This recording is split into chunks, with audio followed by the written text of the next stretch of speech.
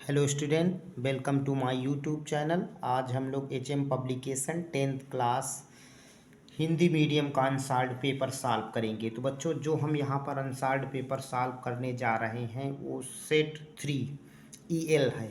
और इसका जो हमें आज पार्ट हल करना है वो पार्ट 5 है। और जो क्वेश्चन आज हमें हल करना है वो है बच्चों, मानव के नर जनन अंग या मानव के नर जनन तंत्र का सचित्र वर्णन कीजिए, ये वाला क्वेश्चन है। और ये क्या है, 11 का अथवा का क्वेश्चन है, मानव के नर जनन तंत्र का सचित्र वर्णन कीजिए। अब हम यहाँ पर देखते हैं बच्चों कि मनुष्य एक यूनिसेक्सुअल प्राणी है या एक लिंगी प्राणी है, अर्थात इसमें नर और मादा जनन अंग अलग अलग पाए जाते हैं या अलग अलग प्राणियों में विकसित होते हैं। जिनमें जिस मानव में नर जनन अंग होते हैं उन्हें हम पुरुष कहते हैं, तथा जिसमें मादा जनन अंग पाए जाते हैं उन्हें हम स्त्री कहते हैं या स्त्रियां कहते हैं या फीमेल कहते हैं। फिर हम देखते हैं यहाँ पर बताया गया है नर जनन तंत्र या मेल रिप्रोडक्टिव सिस्टम क्या है। तो सभी जीवों में जनन या रिप्रोडक्शन का एक यूनिक फीचर या गुण पाया जाता है। जनन के लिए उनमें एक तंत्र होता है जिसे हम जनन तंत्र या रिप्रोडक्टिव सिस्टम कहते हैं। इस प्रकार पुरुष के जनन तंत्र में अनेक अंग तथा ग्रंथियां जो होती हैं भाग लेती हैं और एक सिस्टम का निर्माण करती हैं जिन्हें हम नर जनन तंत्र कहते हैं। यहाँ पर हमको देखना है पुरुष में कौन कौन से इसमें ग्रंथियां या अंग मिलकर के नर जनन अंग का निर्माण करते हैं। तो उसमें है वृषण या टेस्टीज, फिर अगला है आदिवृषण या एपिडिडाइमिस होता है, शुक्रवाहिनी या वास डिफरेंस होती, शुक्राशय या सीमानल वेसिकल्स होता, फिर क्या होगा बच्चों, मूत्र मार्ग या यूरिथ्रा होता है। और 6 नंबर पर यहाँ पर हम देखते हैं सिस्न या पेनिस होता है। इसके अतिरिक्त सहायक ग्रंथियाँ पाई जाती हैं जो मुख्य रूप से है कॉपर्स ग्रंथ और प्रोस्टेट ग्लैंड। अब यहाँ पर हम देखते हैं बच्चों की वृषण या टेस्टीज क्या है। तो मनुष्य में एक जोड़ी वृषण या टेस्टीज होते हैं या लगभग 5 सेंटीमीटर लंबे तथा 2.5 सेंटीमीटर मोटे गुलाबी रंग के अंडाकार होते हैं। दोनों वृषण क्या होते हैं, दोनों वृषण टांगों के बीच में दो छोटी छोटी थैलियों जैसी संरचनाओं में बंद होते हैं, जिसे हम वृषण कोश या अंडकोश या स्क्रोटम या हम उसे स्क्रोटल सैक कहते हैं, उसके अंदर ये बंद होते हैं। तो ये दोनों थैलियाँ मिलकर के एक अंडकोश बनाती हैं। पुरुष में एक अंडकोश पाया जाता है। अब यहाँ पर हम देखते हैं कि वृषण कोश या अंडकोश जिसे हम स्क्रोटल सैक कहते हैं उसमें ये पाए जाते हैं। उसके बाद में आप देखेंगे कि वृषण कोश जो होते हैं ये कहाँ पर होते हैं। तो वृषण कोश उदर गुहा में वक्षण नाल जिसे हम इंज्यूनियल कैनाल कहते हैं उसके द्वारा संबंधित या जुड़े रहते हैं। फिर यहाँ पर आप देखेंगे कि प्रत्येक वृषण की संरचना एक पेशी से युक्त लचीले वृषण खोल या टेस्टिकुलर कैप्सूल के अंदर संयोजी ऊतकों से बने पिंडकों से जुड़ी होती या बनी होती है। फिर उसमें देखेंगे कि प्रत्येक पिंडक में या जो चैम्बर होगा उसमें अत्यधिक कुंडलित शुक्रजनन नलिकाएं पाई जाती हैं जिन्हें हम सेमेनिफेरस ट्यूब्यूल कहते हैं। तो इसमें जो एक व्यक्ति का एक टेस्टिज या वृषण की हम बात करें तो उसमें 250 टेस्टिकुलर चैम्बर पाए जाते हैं और उसमें प्रत्येक में 1 2 3 एक हो सकती हैं, 2 हो सकती है या 3 उसमें शुक्रजनन नलिकाएं या सेमेनिफेरस ट्यूब्यूल्स पाई जाएंगी। तो इस तरह एक वृषण में 250 या 500 या 750 शुक्रजनन नलिकाएं हो सकती हैं। इन नलिकाओं के अंदर जनन एपिथेलियम कोशिकाएं पाई जाती हैं जिन्हें हम शुक्र जनन या स्पर्मेटोजेनेसिस के जो जनन एपिथेलियम कोशिकाएं होती बच्चों, ये शुक्र जनन क्रिया के द्वारा या स्पर्मेटोजेनेसिस के द्वारा शुक्राणुओं का निर्माण या स्पर्म का निर्माण करने का कार्य करती हैं। फिर यहाँ पर देखेंगे कि वृषण में अंतराली कोशिकाओं या इसमें इंटरस्टेडियल सेल्स पाई जाती हैं जिन्हें हम लेडिंग कोशिकाएं कहते हैं। तो जो लेडिक कोशिकाएं पाई जाती हैं तो लेडिक कोशिकाएं क्या करती हैं, नर जनन हार्मोन्स या मेल हार्मोन जिसे हम टेस्टोस्टेरोन कहते हैं उसका निर्माण करने का कार्य करती हैं। आगे देखेंगे बच्चों, यहाँ बताया गया है कि यह हार्मोन पुरुष की सहायक जनन ग्रंथियों तथा द्वितीयक लैंगिक लक्षणों के विकास में सहायक होता है। आपको समझ में आया होगा इसका कार्य क्या है। फिर नोट में हमने बताया है कि जो पुरुष के वृषण होते हैं वो कहाँ बंद होते हैं, वृषण कोश में। तो वृषण कोश जो है वो एक तरह से बच्चों ताप नियामक या थर्मो रेगुलेटर की तरह कार्य करता है। ये जो हमारी बॉडी होती है उससे 2 से या 2 से या 2.5, जिन्हें हम 2.5 डिग्री सेल्सियस कहते हैं, उससे बॉडी से अपने टेम्परेचर को कम रखते हैं, जिससे इसमें आसानी से स्पर्म का प्रोडक्शन हो सके। यहाँ पर हम देखते हैं वृषण के कार्य क्या हैं। तो ये टेस्टोस्टेरोन हार्मोन्स का प्रोडक्शन करते हैं या उत्पादन करते हैं। इसके अतिरिक्त या द्वितीयक लैंगिक लक्षणों का विकास करते हैं। वृषण अपना तापमान शरीर से 2 या 2 से 2.5, जिन्हें हम कहते हैं, तक 2.5 डिग्री तक कम रखते हैं, जिससे शुक्राणु या स्पर्म बनते हैं, उनका मैच्योरेशन भी हो जाता है। अगली हेडिंग में आप देखेंगे आदिवृषण या एपिडिडाइमिस के बारे में बताया गया है। तो आदिवृषण या एपिडिडाइमिस एक पतली लगभग 6 मीटर लंबी अत्यधिक कुंडलित संरचना होती है, जो या अत्यधिक कुंडलित होकर के लगभग 4 सेंटीमीटर लंबी चपटी एक कॉमा के आकार की संरचना बनाएगी, जो टेस्टीज को ढकने का कार्य करती है। और ये वृषण के अगले पिछले ठीक व बाहरी किनारों से क्या होती है, चिपकी हुई पाई जाती है। यहाँ पर आप देखेंगे कि इसके 3 भाग होते हैं। उसमें कैपुट एपिडिडाइमिस बताया गया है, और इसमें एपिडिडाइमिस की बॉडी आएगी, और क्या आएगा, कॉडा एपिडिडाइमिस आएगी। ये इसके 3 भाग हैं, कैपुट एपिडिडाइमिस की बॉडी, और हम क्या कहते हैं, कॉडा एपिडिडाइमिस कहते हैं। ये 3 भागों से मिलकर के ये बनी होती है। एपिडिडाइमिस के कार्य बच्चों क्या हैं, तो यहाँ पर हम देखेंगे कि वृषण से जो शुक्रवाहिनी आती हैं उसमें शुक्राणु के पहुँचने के लिए ये क्या करेंगी, मार्ग प्रदान करती हैं। इसके अतिरिक्त स्खलन से पूर्व शुक्राणुओं को ये क्या करती हैं, संचय करती हैं, या संचय का मतलब यहाँ पर क्या है बच्चों, ये स्टोर करती हैं और उन्हें पोषण प्रदान करने का कार्य करती हैं। इसके बाद में देखेंगे आदिवृषण में शुक्राणु 1 माह तक संचित रह सकते हैं, और स्खलित न होने पर ये शुक्राणु विघटित होकर के तरल माध्यम में कन्वर्ट हो जाते या बदल जाते हैं। बच्चों यहाँ देखें, आप अगले पॉइंट में बताया गया है कि निषेचन के लिए शुक्राणुओं का परिपक्व होना अति आवश्यक होता है, जो कि बच्चों इसी एपिडिडाइमिस भाग में शुक्राणुओं का मैच्योरेशन या परिपक्वन होता है। आपसे बोर्ड में अगर पूछा जाएगा कि शुक्राणु कहाँ मैच्योर होते या परिपक्व, तो आप आँख मूंद करके क्या बताएंगे, एपिडिडाइमिस भाग बताएंगे। अगली हेडिंग में देखिए, आप बताया गया शुक्रवाहिनियाँ या शुक्रवाहक, जिन्हें हम वास डिफरेंस कहते हैं या डक्टस डिफरेंस कहते हैं। तो आदिवृषण के निचले पश्च भाग को हम लगभग देखें 45 सेंटीमीटर एक संरचना बनाती है, जो कि आंशिक रूप से कुंडलित नलिका निकलती है या उसे बनाने का कार्य करती है। इसे हम शुक्रवाहिनी कहते हैं। ये क्या करेगी बच्चों, आगे वक्षण गुहा में से होकर यह उदर गुहा में निकल आती है, और यहीं पर क्या करेगी, मूत्राशय के ऊपर से होती हुई शुक्राशय या सिवाइनल वेसिकल से मिलकर स्खलन वाहिनी या इजाकुलेटरी डक्ट बनाने का कार्य करती है। फिर आप इसमें देखेंगे शुक्राशय या सेमाइनल वेसिकल्स क्या होता है।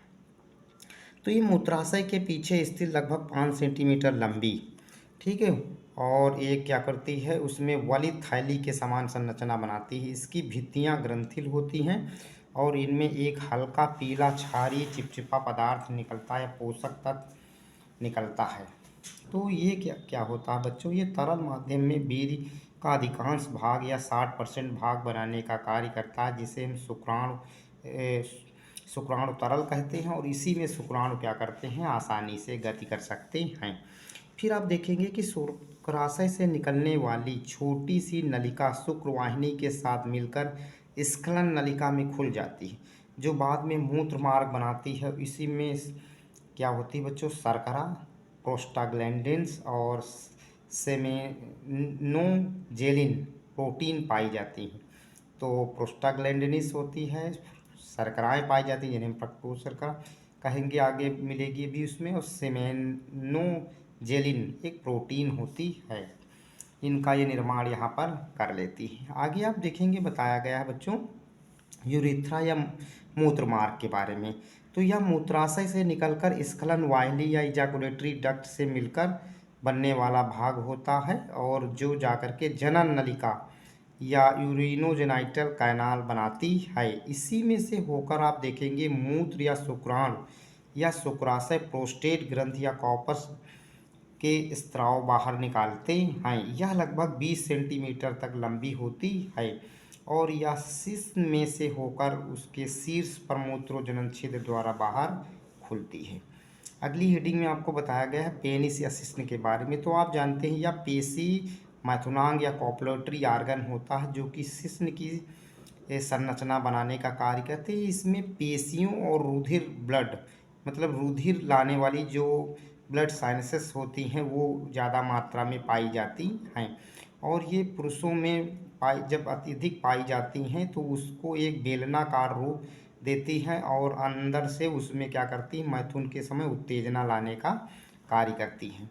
इसके 3 भाग होते हैं पेनिस के बच्चों। शिश्न मूल होता है एक, जिसे हम रूट ऑफ पेनिस कहते हैं। फिर शिश्न का जिसे बॉडी ऑफ पेनिस कहते हैं, और शिश्न मुंड होता है जिसे ग्लांस पेनिस कहते हैं। यह अत्यधिक उत्तेजित भाग होता है। अगली हेडिंग में देखिए बच्चों बताया गया है सहायक ग्रंथियां या एसेसरी ग्लैंड।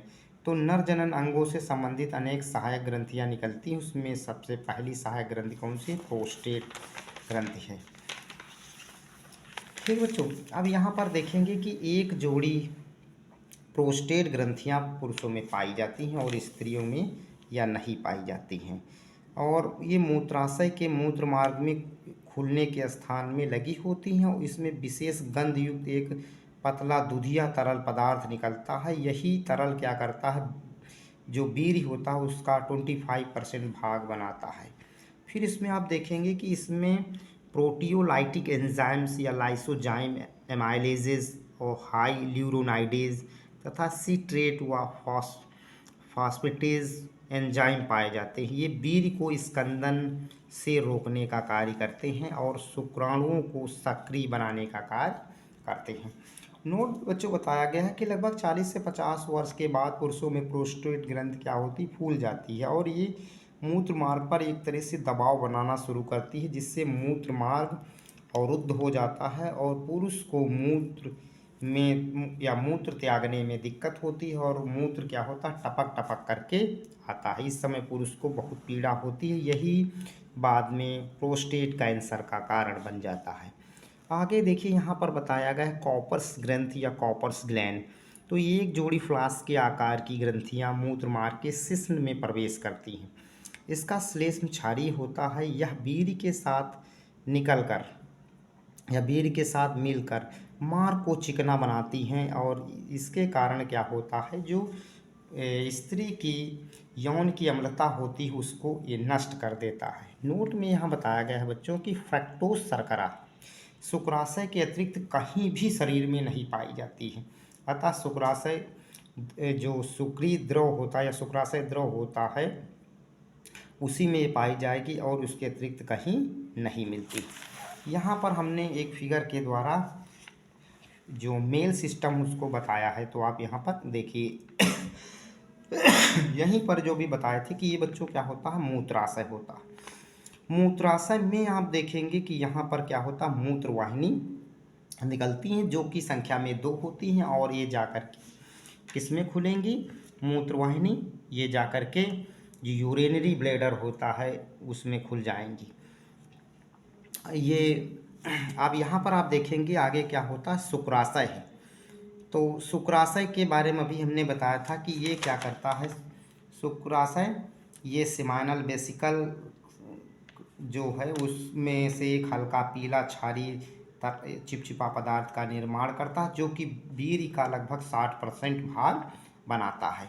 इसके साथ में आप अगली ग्लैंड के बारे में देखा था, इसमें एक क्या होती, स्खलन नलिका होती है। तो यहाँ पर इसके द्वारा और जो दूसरी ग्रंथियों के द्वारा प्रोस्टेट ग्रंथि जैसे होती है उसके द्वारा लाए गए पदार्थ यहाँ पर मिल जाते हैं। फिर देखेंगे कि ये आकर के प्रोस्टेट ग्रंथि को क्रॉस करते हुए कॉर्पस ग्रंथि जो है उससे मिल जाती है और यहाँ पर क्या होता है, जो कॉर्पस ग्रंथियाँ होती हैं, ठीक है, तो ये क्या करेंगी, एक फ्लास्क के आकार की ग्रंथि होती हैं और ये मूत्र मार्ग के शिश्न में प्रवेश करती हैं और ये क्षारीय तरल को निकालने का कार्य करती हैं जो वीर्य के साथ मिल करके उसमें जो मार्ग होगा या यूरिथ्रा का मार्ग जो होगा उसे चिकना बनाने का कार्य करती हैं और उसमें जो अम्ल होता है उसको नष्ट करने का कार्य करती हैं। तो आपने इसके बारे में देखा। यहाँ पर देखिए कि एक जोड़ी ये जो है वृषण या टेस्टीज के बारे में दिखाया गया है। यहाँ पर आप देखिए कि ये क्या है, एक उसकी कवरिंग है और ऐसे दो झिल्ली जैसी कवरिंग होती हैं, बैग लाइक होती हैं और ये एक तरह से एक स्क्रोटम है, दो बैग लाइक स्ट्रक्चर होती हैं, ठीक।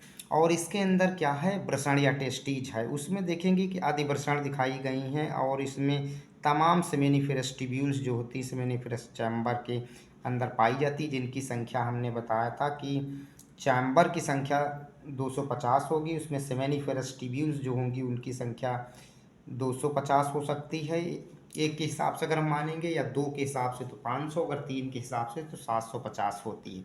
फिर यहाँ पर आप देखेंगे कि ये क्या है, मूत्र मार्ग है। ये मूत्र मार्ग आगे बढ़ता जाएगा और ये क्या करेगा, तीन भागों में बढ़ जाता है। तो ये रूट है एक तरह हम देखें, और ये क्या होता है, शिश्न की बॉडी होती है, और ये क्या होता है, शिश्न का मुंड होता है, या हम इसे शिश्न मुंड कहते हैं।